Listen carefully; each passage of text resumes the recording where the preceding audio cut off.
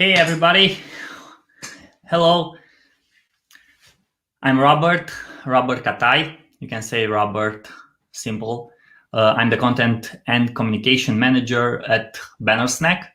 And today we will talk about everything related on content. So let's talk about content. Let's talk about content marketing. Let's talk about product marketing and everything you want around this topic. So just let me know if you have any questions, and the awesome team from How to Web, they will manage it to publish it here and we can talk about this topic.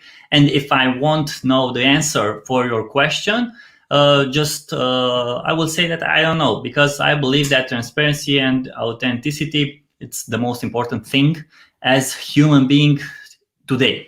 So yeah, let's start it. Oh wow, there are so many questions here. So let's see. From Andrei, podcasting is big business all over the world. What is the current state of podcasting in Romania, and where do you think it's going next? Well, yeah, indeed, podcasting started to get a lot of traction, and a lot of people started to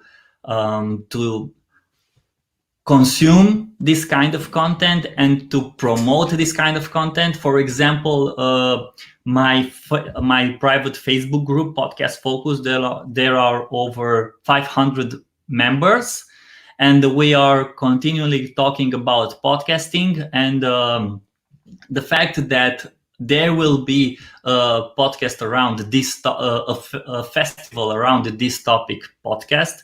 And there is also a network, a digital network around this topic. It gives me the sense that it will continue grow and grow.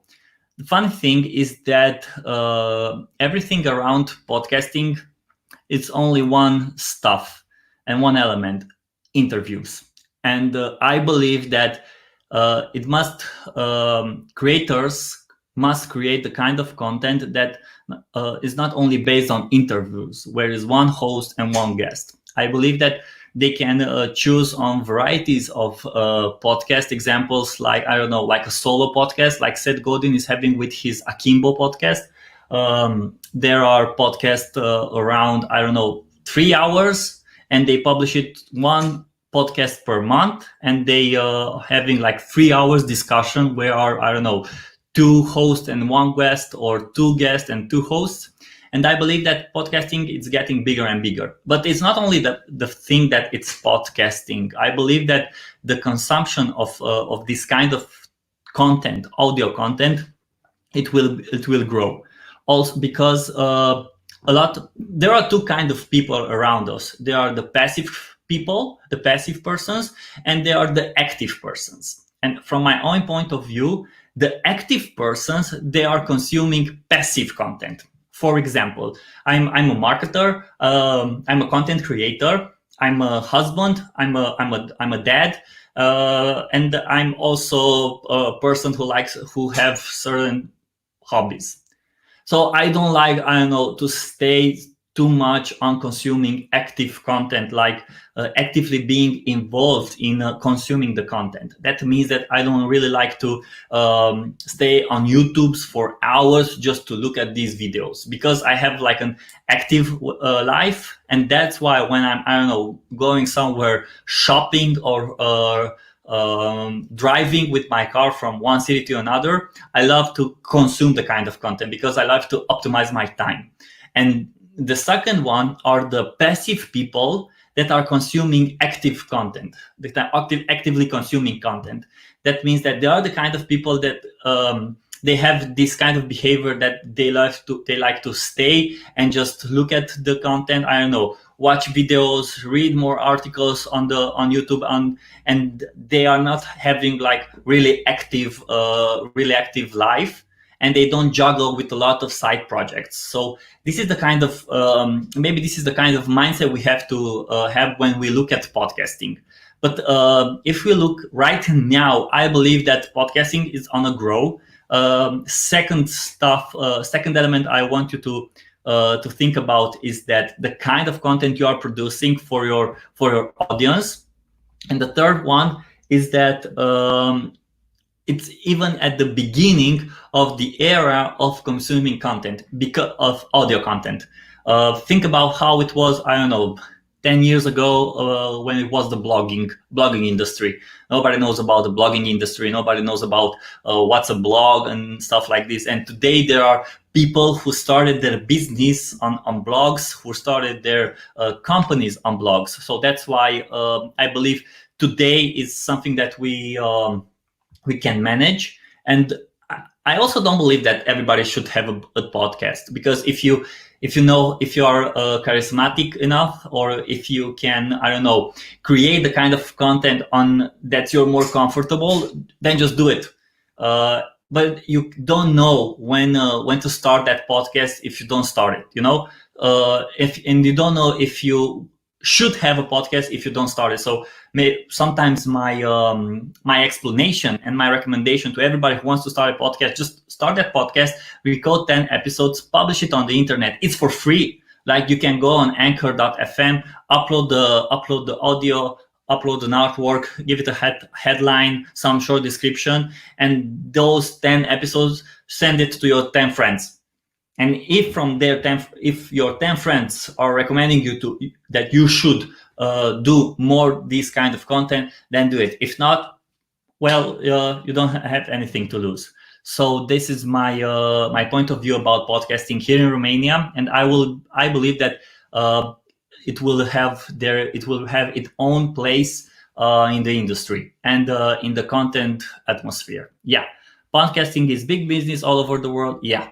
So this was my answer, Andrei. From Krasimir: what are some consumer trends that are shaping the consumption of content?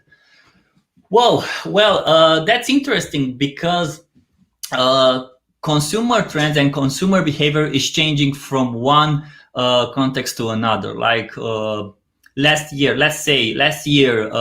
November 2018, did you know that this will happen in 2020? Because everybody talked about 2020, the next big year, your next big year, and something like this. So I'm not really into the trends. I'm more into understanding what people are actually behaving now, but not really like looking at the trends. We at Bannersnack, we are working a lot with content, and the content based on SEO. So I'm very close to one of my best friends. It's the SEO manager from our company, from Bannersnack, and we are working so closely that not only based on content we create, not only based on SEO we create content, but we actually look at how people are consuming this kind of content. So the consumer trends that's shaping the consumption of content, I'm somehow looking at really understanding not the industry but most of the kind of content that we are creating. So maybe for this question, I will have to check more in details. And Krasimir, please send me, I don't know, an email or something like this, or maybe we can have a Zoom talk. But the consumer trends that are shaping the consumption of content, let me think about it, because I don't really have like a good answer for you now, and I just don't want to say that this is the trend and that's the other trend. So I hope it's okay for you. So sorry. Yeah, this is what I'm doing, because if I don't know the answer, I don't just want to rush the answer. So I hope that's okay for you. What is a good, maybe not very obvious way? From Wanda, that's a question from Wanda. What is a good, but maybe not very obvious way to measure customer engagement from the content point of view? Well, about customer engagement, that's very interesting, because when you start creating content, I believe that you have to have some goals in your mind. So what's your goal when you create content? Do you want to, I don't know, get more web traffic? Do you want to get more social media shares? Do you want to get links on your content? Do you want to get more brand awareness? and yes, maybe you want conversions for your on your website and your product. So what is a good way to measure customer engagement? It always starts from the goal of your content. And this is always you have to have this in your mind when you're starting creating that content. Because, and also look at content marketing and everything around content like a pie. If you can't have only content, and you can't use only content so you can drive the results you want with your entire marketing strategy. You also have to have SEO. You also have to have social media management, social media marketing, promotions, I don't know, like link buildings and everything, emails, performance, PR, everything around. It's like a big pie. And everything is stated around content. Not really everything is stated around content, but content can be one of the most important pillar in your marketing, because everything we put on the internet, it's kind of a content, right? And when I'm talking about content, I'm not really talking about content as blog articles or like videos on YouTube's or like, I don't know, posts on social media. It's everything we published on the internet, even ads. They are content, but they are behaving. Their target behavior. It's to get people, I don't know, buy your product, use your product, get more web traffic. So the best way to measure your customer engagement is really on your goal. When you set your goal with your content on the next, I don't know, for 2 months, 3 months, 4 months, 6 months, it's really understanding that, hey, I want to get more web traffic. Okay, if you get more web traffic, then what are you doing with that web traffic? Do you want them to subscribe to your newsletter? Do you want them to buy your product? Do you want them to, I don't know, to engage in comments or engage in social media? So this is what I really think that it's a good way to measure your customer engagement. And starting from your goal with your content, you can understand that, hey, this is the kind of content that we need to create and to publish if we want to achieve these kind of goals. So think about your goals, and from that you can understand how can you measure your customer engagement. Because maybe your customer engagement and maybe your content customer engagement, if I can say so, can be, I don't know, web traffic, as I say so, link building, or social media, or everything around. So yeah, that's my answer for you. From Alin, I have a fintech startup building an automatization tool for verifying loans. What content I should post to engage and build a community around my product? Well, Alin, I think that you should start with really, let's say like this. You have 3 kind of ways to connect with your audience. There is the educational content, there is the informational content, and there is the entertainment content. When you create educational content, you teach people how to do a certain thing. You come with the answers for their problem. When you come with informational content, you are the first when it's something coming in your industry that you publish and you say your opinion and you behave like a media company. Because if you look around you, there are the media companies that they are publishing in the next second when the news is coming around. And then there is the entertainment kind of content, the kind of content that people love just to look around and engage with it. Maybe, I don't know, TikTok videos, Instagram videos, or stories, something like this, because it's around entertainment. Because you are a fintech startup, I believe that you are building an automatization tools for verifying loans.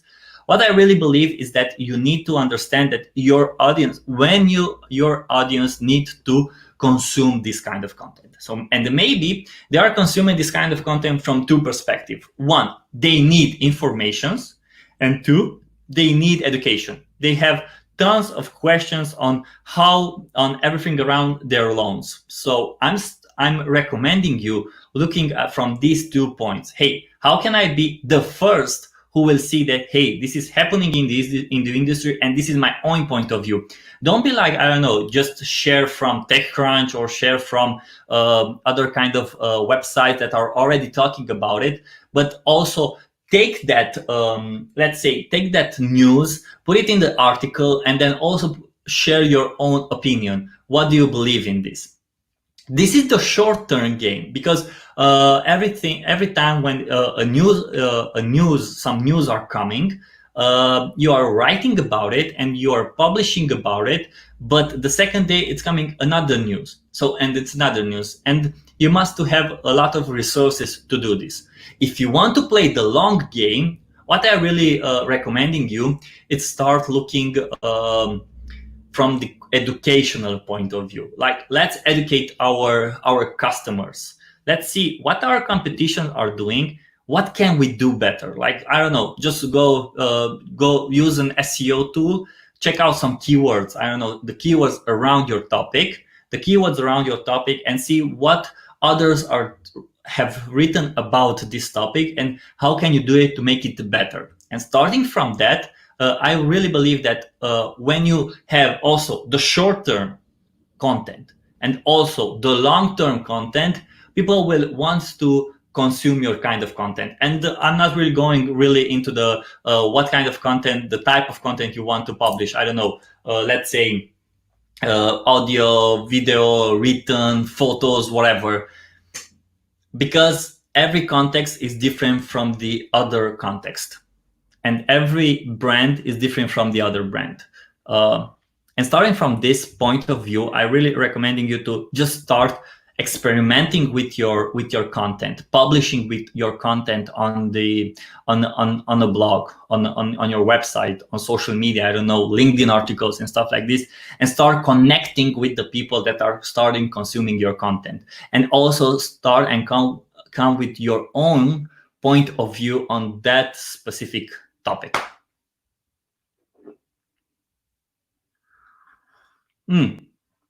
From Ciprian, trends in content marketing startups should follow now.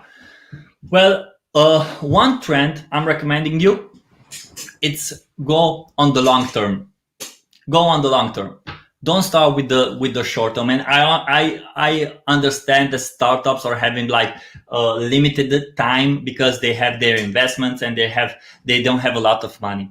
But from our point of view and from my colleagues' point of view, because we are a team in Bannersnack, what we really saw is that when you start creating a content based on the long-term strategy, it will pay. It will pay in time. It will pay in 3 months. It will pay in 6 months. And the organic view, the organic traffic we get today, it's something we built a few years ago. So this is what I'm recommending you as a content marketer. Start on the long term.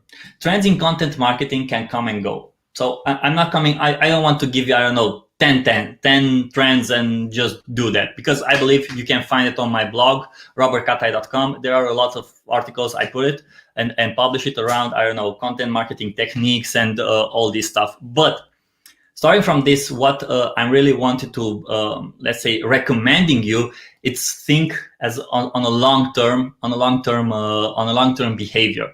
To try new opportunities, look at new opportunities, look at new waves.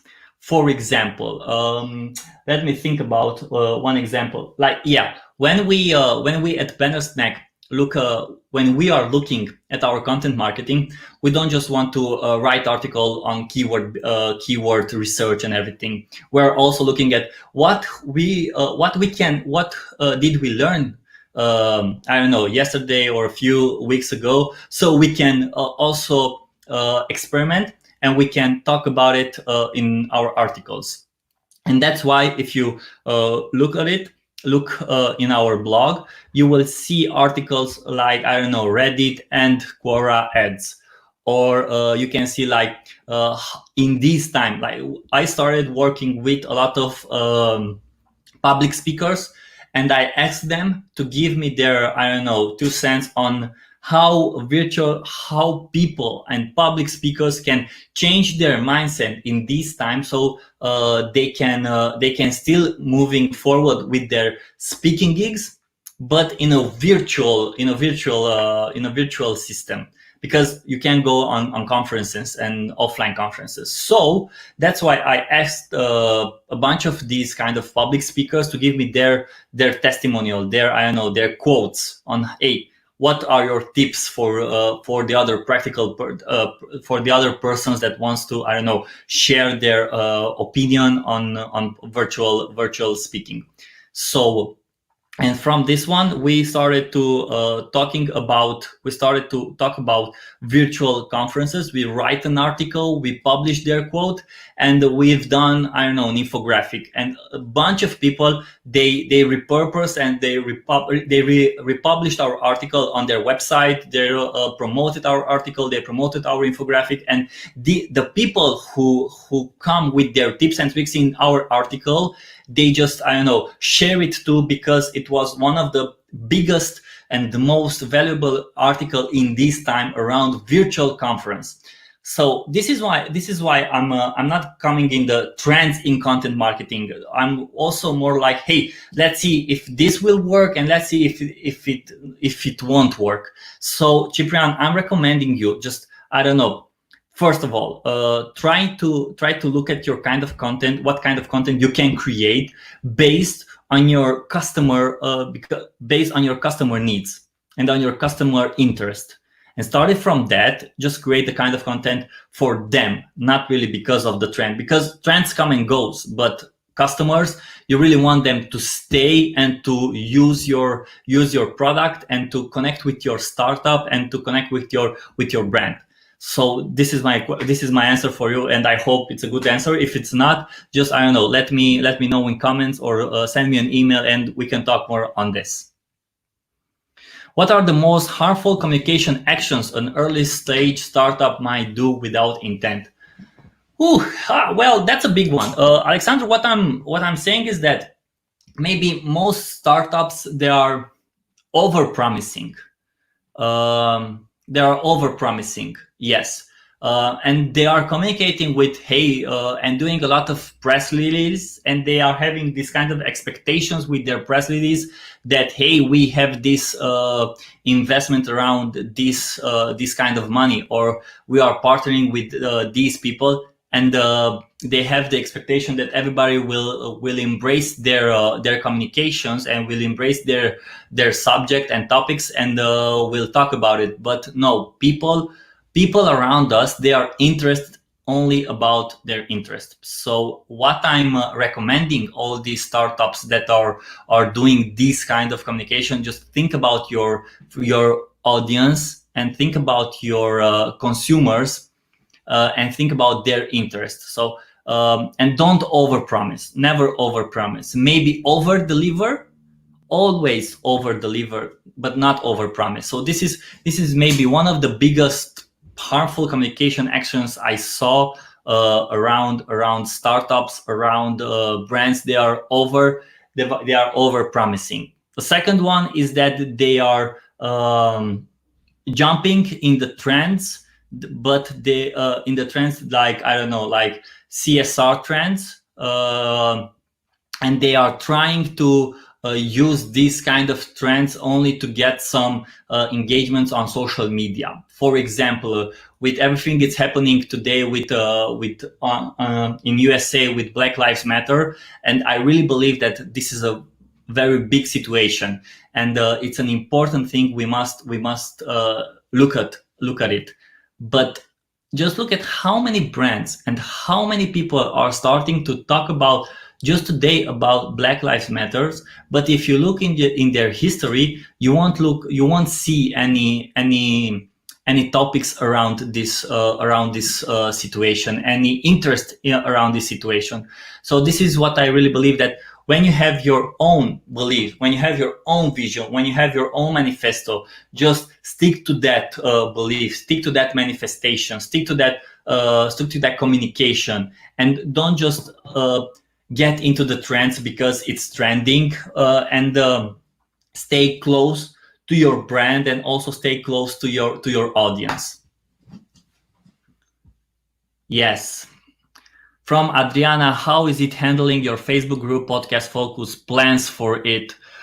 Well, Adriana, it's kind of hard to handle all these projects, but uh, uh, even yesterday I talked with my wife and I told her that I don't know if I'm the kind of guy that I will manage only one project.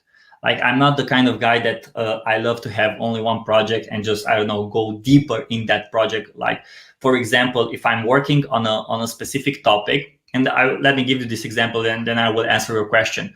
If I'm working on a specific topic, on a specific project, I can't work the entire day on that. I need to work, I don't know, like for 2 hours, 3 hours, and just change the mindset, have a call with someone, go in a meeting, do some other stuff, because I'm more like in the experimenting things. And yes, I know that sometimes it's not very good for myself because I have too many stuff on my plate. But what I saw is that when I'm doing this kind of project, it's helping me getting better in what I'm doing as a marketer, as a communication person. So that's why when I started this group, it was first as a group for my egocentric interest, because I thought that I have, I don't know, thousands of people who are listening my podcast, and hey, let's do a group around the brand. And I thought that my name is such a big brand, so that's why let's do that group. But then my friend from Bannersnack told me that you need to change the group. You need to change the group not around you, but you need to change the group around an interest. So that's kind of interesting, because when I changed the group around the interest, and I talked with someone who told me that you can change the name, like from Katai's listeners into podcast focus, there will be more people interested in podcasting, not interested in you. So I blame myself, and I know that that's my lesson learned. But now it's handling this kind of Facebook group. It's also hard, but it's also interesting, because you see a lot of people are coming into this group, and they are, I don't know, coming with questions, coming with topics to discuss, coming with ideas.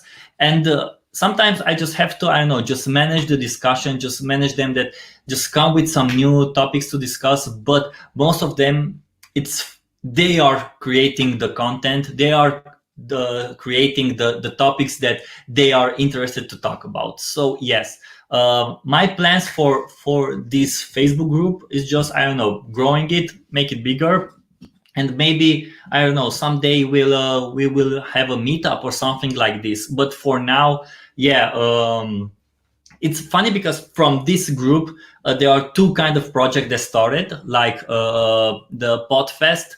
It's a conference around podcasting, an online conference around podcasting, and it's the Think Digital Network. It's a network where there are a bunch of podcasters around, and brands can promote their brand through this podcast. So it's funny, because from this group started these two projects, and I don't know, I'm blessed doing this. So yeah. What should you consider when creating a roadmap for building a strong community around content? How about when you have slightly non-homogeneous profiles that you wish to attract? Wow, well, that's a big question. Like, let me read it again to be more focused on it. So, what should you consider when creating a roadmap for building a strong community around content? What you should consider when creating a roadmap? You should consider again your goal. Like, really, why do you want to create this community? Like, why do you want to create content? Because it's trending, because it's funny, because everybody is doing it. I really believe that when you want to start gather a community, you need to understand their interest. So what's their interest? Their interest to, I don't know, find some answers for their question. There are a lot of people around there are a lot of people around the topic and the interest, and you can just gather them and just let them connect with each other. You can be a connector. Like, I really believe that when you are creating a roadmap for building a strong community, it always starts with the why. Well, lately I read Simon Sinek book, Start with Why, and that helps me almost my entire projects and almost in my entire content creation. It's always put that why before creating it. Like, why am I doing it? And if I have a strong why, then I'm doing it and I'm go with the flow. But if my why is just, I don't know, just because, and just because I want, or just because I can't, or I don't have like a strong answer for my why, then I'm not doing it. So I'm considering, when you're creating a roadmap for building a strong community around content, start with your why. Always start with your why. Because it's trendy, because you want to be an influencer, because you want, I don't know, you want to get more money for your startup, because you want to grow your brand awareness. And yes, these are the whys, but these are your answers for your whys, for your whys. But are these the kind of questions that will stay up, I don't know, in 2 years, in 3 years, in 4 years, in 10 years? Because if yes, then move forward. If not, then maybe you should change your why. Creating a roadmap for building a strong community, well, that's a really hard work to do. But I'm always recommending that put the work in it and look at your target, look at your goal, and start with your why.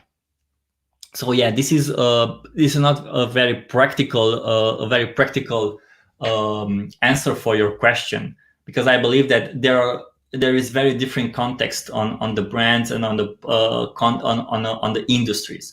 So if you have like a specific, hey, I want to do for, I don't know, for the bike riders, this kind of community, and I want to sell my product, so maybe you should start from that one.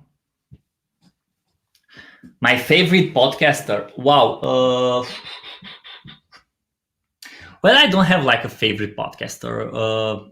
My favorite podcaster, I have some podcasters that I'm listening, and it really depends on the mood, on my mood. Well, sometimes when I'm cleaning and I'm cleaning the house, yeah, I'm also cleaning the house. I like to listen, I don't know, James Altucher, or I love listening my friends. I don't know, Marian Hurducaș, Hurducast. I love Andra Zaharia's podcast. But if I'm more in the educational mood, I really love, I don't know, Seth Godin's Akimbo. And there are moments when I go, I don't know, for a run or for a walk. I like to listen Rick Warren's podcast or Dave Ramsey's podcast. So yeah, I have a bunch of shows, but it's really not on the favorite podcast, but more on the favorite headlines. And I'm not really having a favorite headlines, but it really depends on the topic that I'm more interested in. And I'm just, I don't know, go on the Apple podcast, look at my notifications, see what are the latest episodes, and then I'm just jumping in and start listening. So yeah, so this was the last question.